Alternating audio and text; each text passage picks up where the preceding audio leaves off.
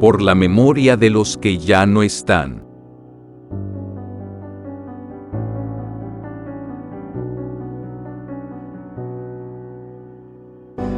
por aquellos que luchan día a día por su vida,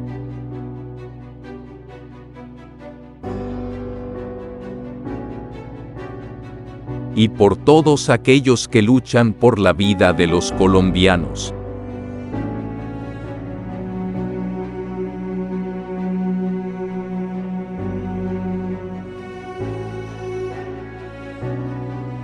Historias de héroes contadas por héroes.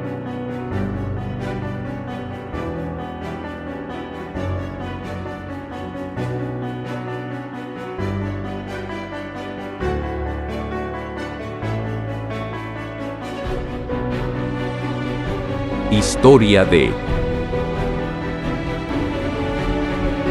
Soldado regular, descanse en paz. David Sebastián Galvis Forero. Narrado por su madre Ana Aide Forero Yepes. 11 soldados, un cabo y un sargento fueron víctimas hoy de un ataque de las FARC contra la Brigada 18 de Arauca, la misma que la guerrilla había atacado en junio pasado. El 10º Frente de las FARC, al mando de Wilson Galindo Vaca alias Jainover, se concentraron en la vereda Betoyes, en Tame, Arauca, y llegaron hasta el sector conocido como Flor Amarillo, donde se encontraba una patrulla de la Brigada 18 del Ejército. Los militares fueron sorprendidos con disparos de fusil y tatuco. En este ataque murieron un sargento, un cabo y 11 soldados. Hasta el momento, las tropas que se quedaron en la zona reportaron que otros...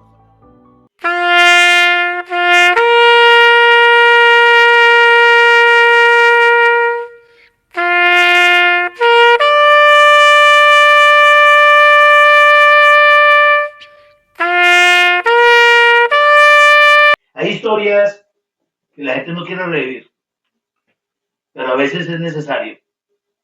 Lastimosamente, en nuestro país se ha generado una narrativa donde los héroes ya no son los soldados y los policías de Colombia.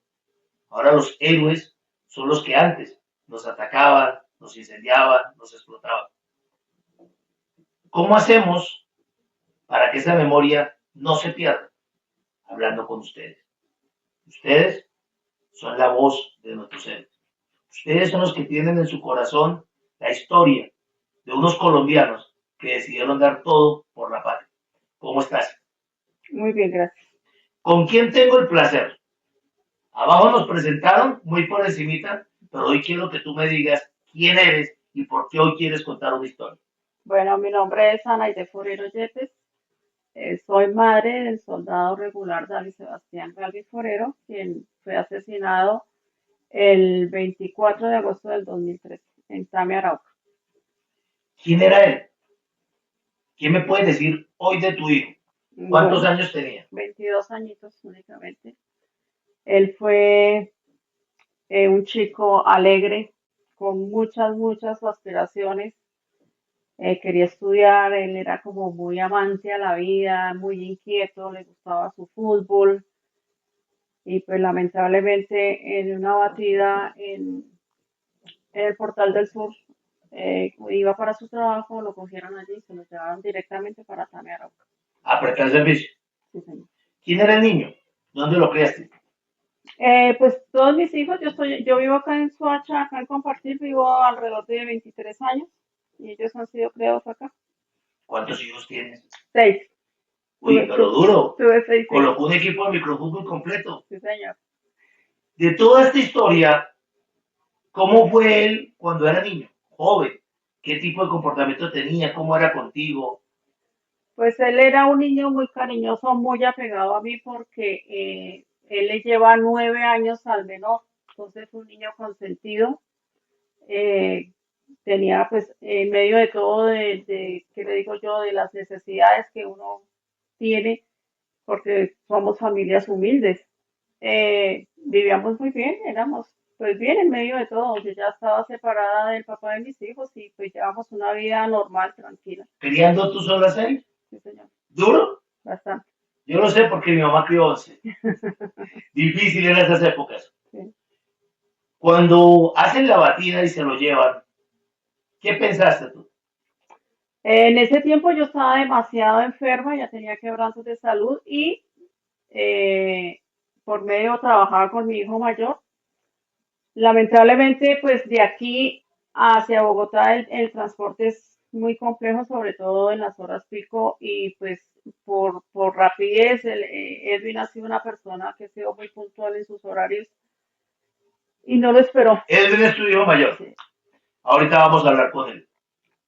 No lo esperó y pues lamentablemente ya mi hijo con 5 minutos, fueron 5 minutos de diferencia, ya él iba tarde y decidió bajarse en el Portal del Sur para coger Transmilenio y pues allí lamentablemente estaba el ejército y no lo cogieron allí. Después de que llega a prestar servicio y de que ya estaba prestando servicio, todos llegamos a una época del juramento de bandera. Sí, señor. ¿Tú fuiste al juramento de bandera? No, señor. No pude ir. No pudiste, estaba muy lejos. Demasiado. ¿Quién lo acompañó? Nadie. Nadie. ¿Qué te decía él? De esa parte No. del entrenamiento, de lo que él vivía.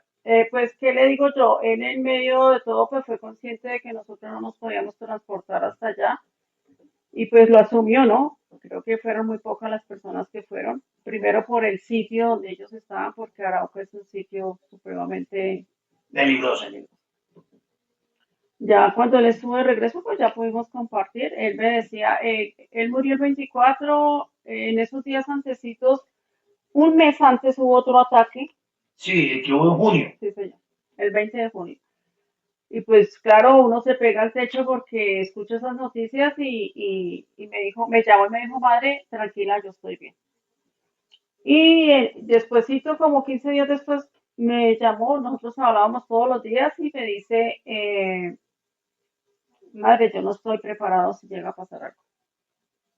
Entonces es algo que le queda a uno como mamá, como esa angustia, como ese. Ya para el 24, pues sencillamente la novia de él me llamó y me dijo, porque yo sinceramente yo no escuché noticias ni nada que, pero sí hubieron noticias. Me dijo, mami, hubo otro ataque en Arauca. Entonces empieza uno a veces, eso era como tipo 2 de la tarde, el ataque fue a la 1:40. Yo había hablado con él a las 12:30 y me dijo, mamita, estoy de ranchero, inclusive pues yo le hice ahí una chanza, le dije, ¿qué está haciendo? Dijo, pollo, le dije que con plumas y todo, entonces soltó la risa que él tenía una carcajada muy agradable y dijo, no madre, me están ayudando dos profesionales. En la noche hablamos, pues uno queda como porque nosotros hablábamos todos los días. Tan pronto él podía llamarme, él me llamaba, él decía que tenía que hasta subirse en árboles para poder agarrar señal. Antes de que llegues ahí, cuando él jura bandera, le dieron permiso para ir a visitarte. Sí, Vino a compartir contigo. 15 días nada más. ¿Qué te dijo en esos 15 días? ¿Cómo se sentía? ¿Cómo había pasado la fase de entrenamiento? ¿Cómo estaba viviendo él esa etapa? ¿Era duro, difícil? Ellos a mí no me comentan nada porque que está allá también prestó servicio y ellos nunca me comentaban nada precisamente para no angustiarme, ¿no? Él nunca me comentó absolutamente nada. Lo único que él me dijo fue eso, no estoy preparado si llega a pasar algo. Pero él no se refirió absolutamente a nada, a O nada. sea, nunca te contaron historias de lo que ellos vivían ni por qué lo vivían. Lo único que él me dijo fue en el momento en que a él lo cogieron, lo tuvieron 3 días en unas bodegas aquí en Abastos, prácticamente secuestrados. Luego me llama y me dice, madre, ya nos vamos para la terminal de ahí del Salitre. Como fuimos, nos fuimos, no sé si íbamos como 3 o 4. Y llegamos allá, hablé con el comandante que estaba ahí, le dije, él es bachiller, ¿qué tengo que hacer? Me dice, tranquila, que cuando llegue el juramento de bandera me puede traer los documentos. Pero No eso pasó nada. fue un proceso. ¿Cuánto tiempo duró tu hijo prestando servicio militar? 7 meses, 7 meses. Todo el tiempo estaba en Arauca, en todo ese sector. todo el tiempo. Llega el día de lo que estamos hablando ahorita. Recibes la llamada o él te llama días antes. ¿Cuántos días antes? No, él me llamó ese día. Ese mismo día. Sí, él me llamó tipo 12:30 de la mañana. Me dice, madre, en la noche hablamos. Listo, papi. Esa llamada nunca llegó. Nunca llegó porque a las 2 de la tarde fue el ataque.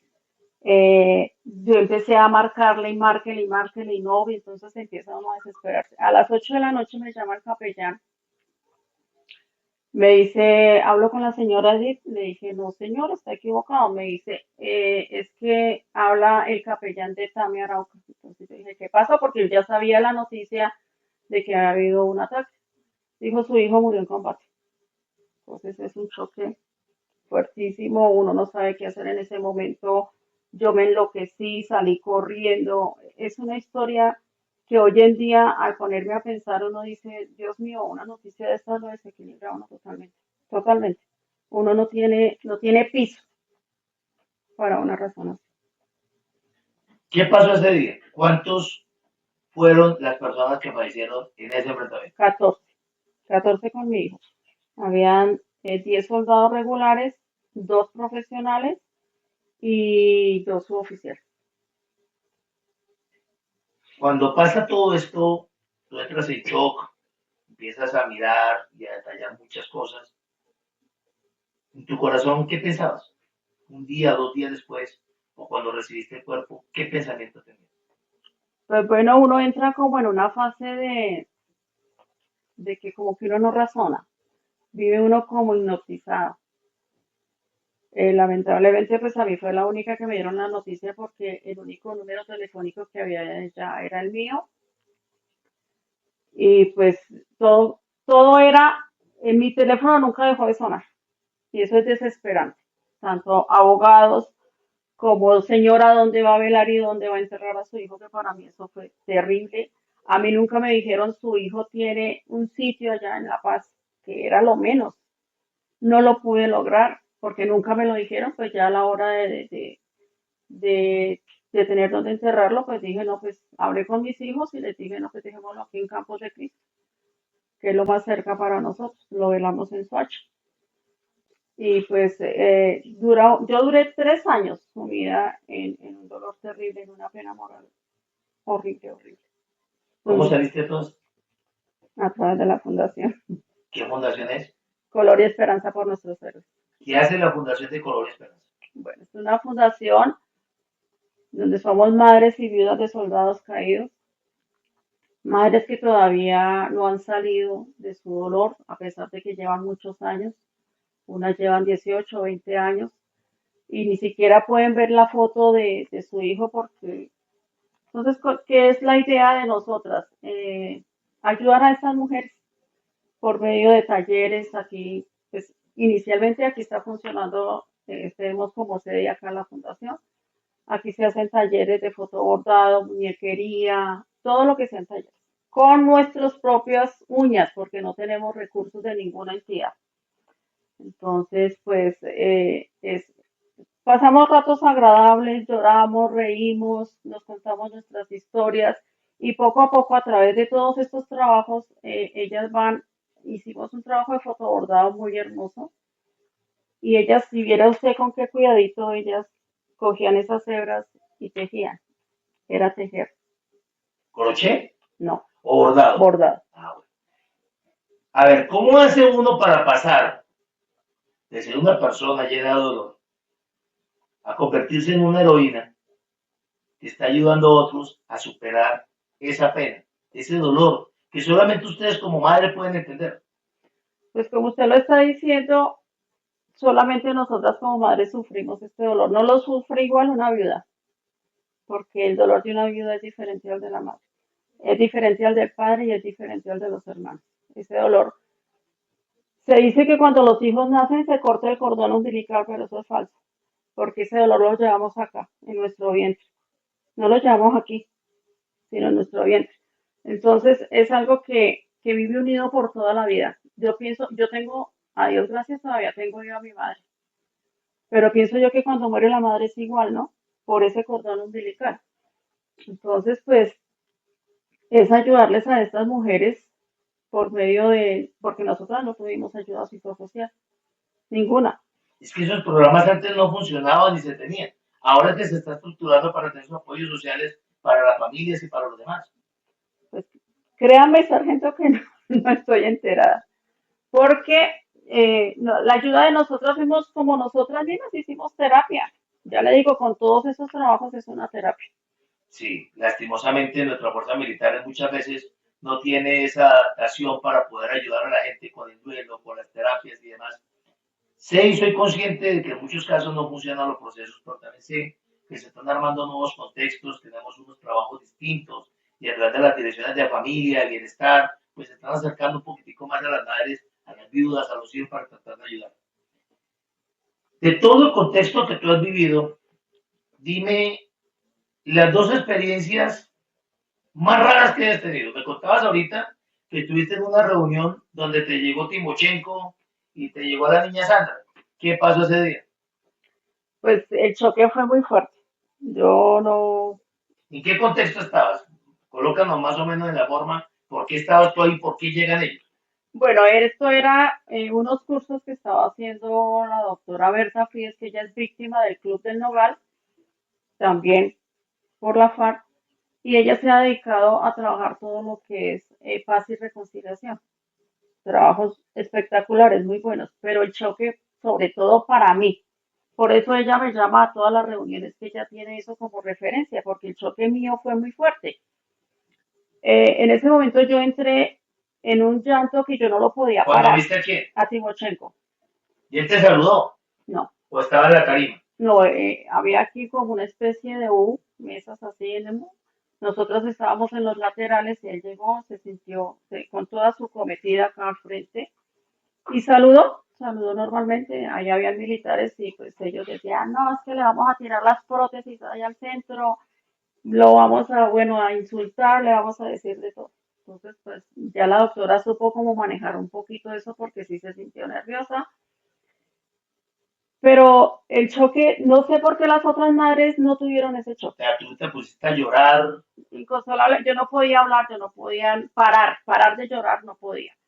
Entonces la doctora dice, Aide, ¿tienes algo que decirle a Timo? Le dije, sí, quiero que me mire a los ojos y me diga si usted tuvo algo que ver con el ataque del 24 de agosto del 2013.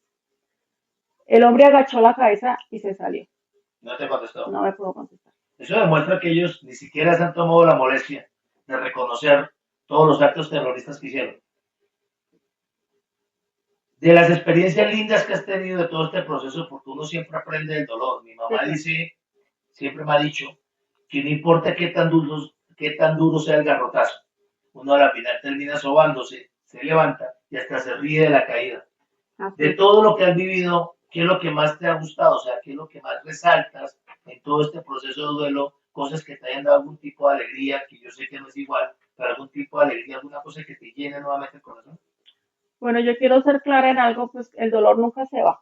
Eso nunca se quita. El dolor sigue ahí, hay momentos, lo que son fechas especiales, como son sus cumpleaños, Navidad, la fecha de fallecido, son fechas que lo golpean a uno un poquito. A mí todavía me bajonea eso mucho. Hay momentos así, no sean fechas especiales, que en mi cuarto mi cabeza empieza a funcionar y pues son momentos que los digo yo sola allí, ¿sí? Pero ¿qué ha sido como lo confortable para mí? Ayudar a todas estas mujeres que tengo en la fundación. ¿Cuántas mamitas tienes ahí? Actualmente estamos 58. Y con todas ellas han creado un grupo que les permite como superarse entre ustedes mismos todo el dolor. ¿Qué apoyo han tenido? Ninguno. Como fundación siempre estamos solos. Yo siempre he dicho que las fundaciones y la gente que trabaja por las víctimas se ufana mucho de los programas del Estado, pero nosotros como víctimas de la fuerza pública, ¿tenemos algún apoyo de alguien del Estado? No, ninguno. Lamentablemente no, y son muchachos que, lo que yo siempre les he dicho, o sea, no les queda grande la palabra héroes porque realmente fueron héroes. A pesar de que mi hijo fue a prestar un servicio militar, no estuvo en la institución de lleno, no trabajó con la institución, pero él dejó su sangre allí. Él derramó su sangre como esos otros 13 muchachos y como tantos en este país que han dejado su sangre en esos montes, en diferentes partes de Colombia. El pueblo no lo reconoce porque no lo reconoce. O sea, cuando pasan las noticias es un soldado más. A mí, como madre de un soldado, me duele. Cada vez que pasan por noticias, murieron tantos soldados, me duele mucho, porque siento que es un hijo más. Al comienzo yo le tenía rabia al ejército, porque hubieron falencias. Estuvieron en la situación en que se llevaron a mi hijo, a donde lo llevaron, porque no eran para que se hubieran llevado a estos muchachos por allá, eran de haber tenido una preparación. Él era soldado bachiller, no entiendo por qué fue a dar allá. Fueron muchas falencias, pero yo aprendí a amar a cada soldado. Cuando recién de lo de mi hijo, encontraba soldados en los puentes reclutando, yo los insultaba. Yo les decía, eso no está bien y ustedes saben que eso no está bien porque eso está prohibido, eso es algo ilegal, cosa que yo nunca lo supe. Cuando a mí se me llevaron a mi hijo, yo no supe que eso era un proceso ilegal. Entonces, a raíz del tiempo, yo aprendí a amar a estos soldados porque en cada soldado veo a mi hijo. ¿Qué mensaje le das tú hoy a esos soldados que están prestando servicio, a esas mamitas que de pronto ya no lo recibieron, a esos soldados que están en condición de discapacidad? ¿Qué mensaje le damos a todos ellos como héroes de Colombia? Pues bueno, a los que están en situación de discapacidad los admiro muchísimo porque a través de todo este proceso he conocido a muchos y los admiro porque no se han quedado ahí. Han No se sufrido. quedan con el cuento del pobrecito. No, Tratan todos de salir adelante. ese pobrecito a nosotros ya no nos sirve para nada. O sea, ya como que nos lastiman con ese pobrecito. Entonces es el hecho de que han salido de su discapacidad que tienen, que lo viven al día a día, cada vez que se ve su mocho ahí, pues lo están viviendo, pero siguen surgiendo, siguen estudiando, siguen luchando para que ellos también sean visibles. A estas madres que han perdido también sus hijos, no se queden en el dolor, no se queden en el dolor. Busquen ayuda, no sé, en fundaciones, en entidades donde puedan salir adelante, donde su mente pueda estar ocupada, si no son fundaciones, alguna entidad, donde su mente pueda elaborar. Yo tengo una señora de Girardot, le mataron su hijo y esa mujer está terriblemente mal, sino que a mí me queda muy difícil estarme trasladando hasta allá.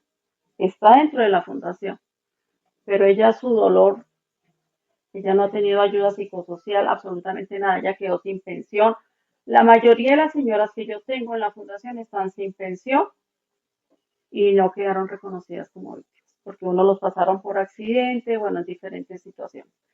Entonces es algo que yo digo, todos murieron con las botas puestas, haya sido lo que haya sido, murieron con las Nos botas falta puestas. mucho trabajo para que la reconozcan, para que tenga la posición que se requiere, porque no solamente es dar la vida, también necesitamos que el Estado lo reconozca. Último mensaje, ¿qué le decimos a Colombia? ¿Qué le digo yo a Colombia? Que se pongan en las botas de estos muchachos, que oren día a día por ellos, porque ellos son los que nos están guardando, ellos son los que nos están cuidando, ellos son los que están poniendo el pecho por nosotros, por cuidarnos, y que no quede en vano la sangre y la vida de ellos. Muchas gracias por darnos este espacio y por compartir con nosotros Ah, todas sus palabras. bueno, muchas gracias. Detrás de cada héroe, detrás de cada historia, hay una familia. Muchas veces nos quedamos solamente en la historia de la mamá, de la viuda, y a veces nos olvidamos que hay un entorno de hermanos, de hijos, y cada uno tiene también su propio dolor y lo ve de manera distinta. En esta historia contamos, como lo dijo la mamita, que eran 6 hermanos, quedan 5. Aquí hay 2 que nos están acompañando el día de hoy, que nos van a hablar desde su propia voz, qué sintieron, qué vivieron. Preséntese para que los conozcan. Bueno, buenos días para todos. Mi nombre es Edwin Galvis, hermano mayor de 6 hermanos y un servidor más. Pues buenos días. Habla más durito para que te oigan bien. Mi nombre es Santiago Galvis, soy el menor de los 6 hermanos. Y ya. ¿Cuántos años tenías tú cuando tu hijo se fue a prestar servicio, tu hermano se fue a prestar servicio militar? Cuando Sebastián se fue a prestar servicio militar, él tenía 33 años de vida. Perdón, yo tenía 33 años de vida. ¿Y él tenía cuántos? 23. ¿Tú cuántos años tenías? 13 años. Pregunto las edades porque quiero que hagan un contexto distinto, porque cada uno tiene un nivel de amistad distinto con la persona.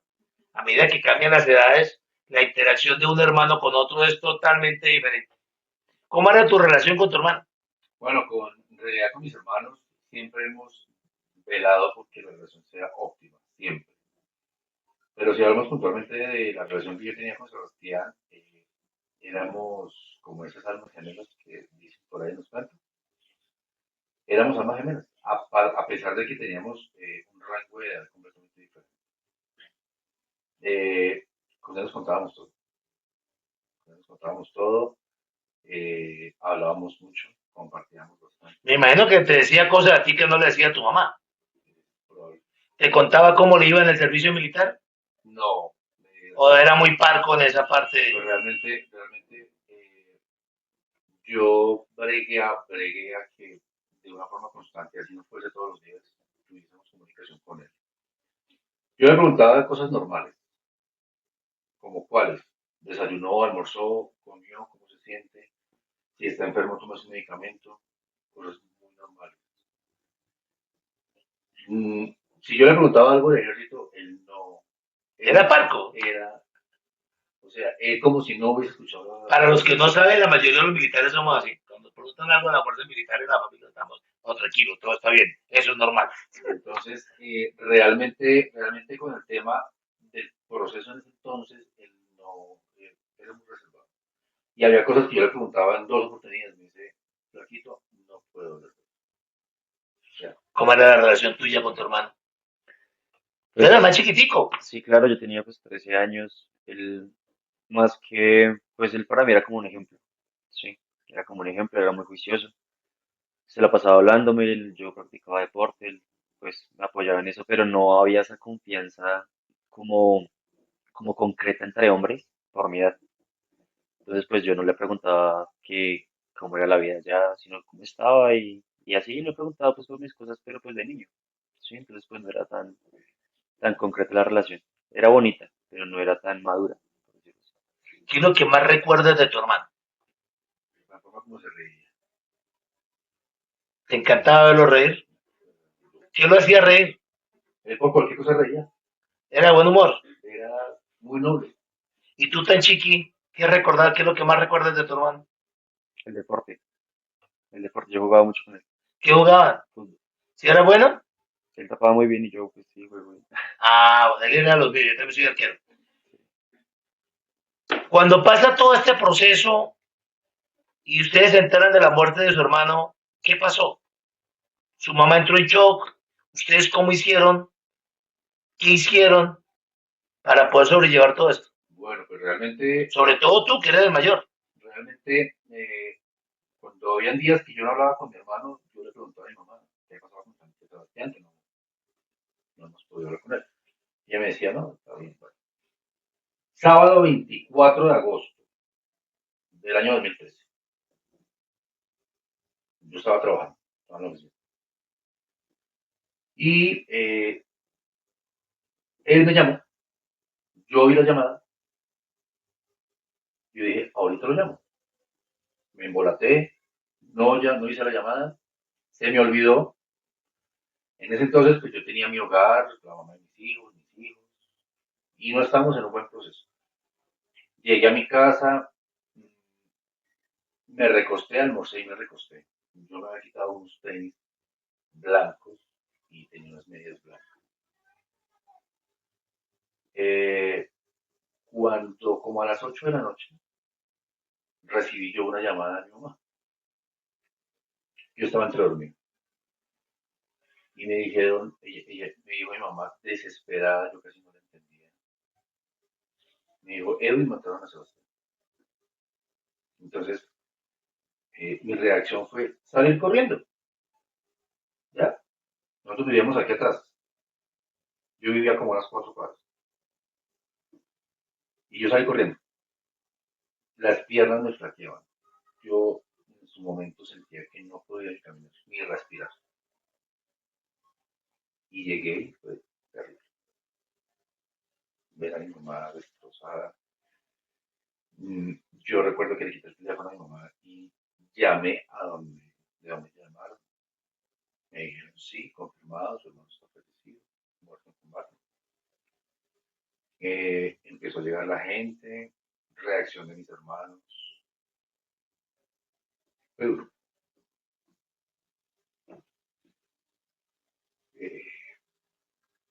partir de ese momento cambió la vida. ¿Tú qué recuerdas de ese día? Todo, todo. A pesar de que pues yo pues era un niño y, y pues en su momento no desfogué el sentimiento de tristeza como tenía que ser, como que no lo asimilaba por lo mismo, por lo que era un niño, pero fue muy duro. Yo bueno, recuerdo todo, todo, todo, absolutamente todo. La reacción de mi mamá, lo que pasó, mis hermanos cuando llegaron. Yo recuerdo todo, pero pues no, en ese momento no me dio tan duro. Me dio duro ya después como que asimilando las cosas. Yo casi no lloré en ese momento, sí lloraba, pero no como para haber perdido un hermano. Sí, pero sí lo recuerdo. Pasó lo de tu hermano, fue duro reiniciarse. ¿Cómo fue esa relación para tratar de sacar a tu madre? Porque en este caso tú eras el mayor y el vacío que deja el hermano termina afectando tu entorno y el de él, que era el menor. ¿Cómo fue esa relación de ustedes para tratar de sacar a su madre su dolor, para tratar de ser la parte fuerte que de pronto ella necesitaba para salir adelante? Pues en realidad, mi mamá siempre ha sido un ejemplo para nosotros. En medio de tanta dificultad que tuvimos en nuestra crianza, porque tuvimos dificultad sobre todo en los tres primeros, los mayores, ella siempre nos inculcó valores y entre esos valores siempre procuramos llevar una muy buena amistad con ella. Cuando pasó lo de Sebastián, ella estaba muy reacia, ella quería vivir su dolor a su forma. La acompañábamos, le hablábamos, de una u otra forma le damos todo el apoyo que desde nuestras fuerzas pudiésemos hacerlo. Pero pues ella vivió su dolor, ella vivió. Cuando entró a la fundación, ella empezó a trabajar de una forma inalcanzable, que realmente nos inyectaba como esas ganas de salir adelante, como que hubo, como, venga, usted está, hable, hablemos. Yo la buscaba, yo le decía, mamá, no he podido. Y hoy por hoy no he podido. Usted me lo pregunta y yo con el personal del ejército yo no los quiero. Y lo más berraco de todo es que a raíz de mi trabajo yo me he tenido que ver con personal ¿En qué trabajas? de alto rango. Yo soy licitador. Yo licito con el Estado, licito con las fuerzas militares, licito con la policía. Y con una empresa que estuve laborando con esa empresa hace cierta cantidad de tiempo, nos veíamos en la necesidad de, yo personalmente, de vincularme de forma directa con las fuerzas militares, la policía, el ejército. Entonces eso fue un proceso, porque yo como papá responsable, tengo mi obligación de mis hijos. Y yo, por medio de mi trabajo, tenía que canalizar esa frustración, ¿ya? Yo no los podía ver. Yo los veía en la calle y yo los insultaba. No me importaban las consecuencias. Yo los trataba mal. Y, y hoy por hoy, ha sido un poco más llevadero el tema. Yo realmente a mi mamá yo la admiro, es una berraca, porque ella perdió un hijo. Ella parió un hijo y perdió un hijo. Y hoy por hoy es un ejemplo. Yo no puedo decir que ella ha olvidado porque jamás se olvida. Hemos aprendido a vivir con el dolor de la ausencia, de la pérdida tan grande. Pero pues uno procura al máximo refugiarse en ella, que por medio de su labor ha gestionado, ha aportado su granito de arena para su familia y para la cantidad de mamás que están con ella en la lucha. Y ella nos ha enseñado, nos ha hablado, nos ha guiado con el tema de la pérdida de salud. Tú que eres el menor, ¿qué opinas hoy? No, pues sí, que es un ejemplo. Mi mamá, cuando perdió a mi hermano, pues pienso yo que yo, más que cualquier hermano, vivió con ella el duelo. porque Sí, vivía porque con siempre ella. con el menor estás ahí al lado. Y, no, ¿Cómo fue eso? y vivía con ella, entonces pues fue duro el dolor de ella, ¿sí? De ella en cuanto a lo de mi hermano. Y al ver de que mi mamá, después de años, se levantó de eso para, para trabajar en lo que la lastimó, para ayudarle a madres que pasaron por ese mismo dolor, es de admirar, ¿sí? Uno se siente muy orgulloso de tener una mamá así, de que cualquier persona, no, eso me lastimó, lo dejo a un lado y asume mi dolor, pero ella pues siguió en el mismo tema, lo enfrentó y está ayudando más a más personas a, a, a tener ese dolor un poco más llevadero. Entonces es un ejemplo. Yo hoy les tengo que hacer una pregunta para terminar y para cerrar. Lastimosamente la narrativa que llevan en Colombia hace que todas estas muertes de estos muchachos que fueron asesinados en combate de pronto quedan relegados al olvido. Diferente de la responsabilidad que tenga el uno y otro, ¿cómo hacemos para que esta historia no se pierda? ¿Cómo hacer para que ustedes que son jóvenes nos digan cómo hacemos para que estos soldados que fallecieron dando todo por su patria no queden en el olvido y puedan ser recordados como lo que son, los héroes de Colombia? Yo pienso que realmente es el trabajo de las mismas personas lo que realmente nos puede llegar a aportar para que nuestros héroes que cayeron en combate con una guerra absurda no estén olvidados. Que las personas que están en la guerra diaria, en la lucha diaria, por procurar Se viene otra vez el carro para acá. aportar, por procurar aportar en este proceso tan supremamente complicado, sean escuchadas, que sean escuchadas, que realmente tengan la oportunidad de que sean escuchadas, de que mi mamá sea escuchada. ¿Por qué? Porque mi mamá ha luchado mucho, ha luchado muchísimo con todo esto. Y ella ha tenido momentos de lágrimas, momentos de caída, pero ella, al igual que todas las víctimas de este país de conflicto armado, de una guerra absurda, necesitan ser escuchadas. Y eso es lo que estamos haciendo con Historia de Héroes. Escuchar. Escuchar para aprender, pero sobre todo escuchar para no olvidar. Y depende de ustedes, los que ven estos podcasts, que estas memorias de estos muchachos no queden en el olvido.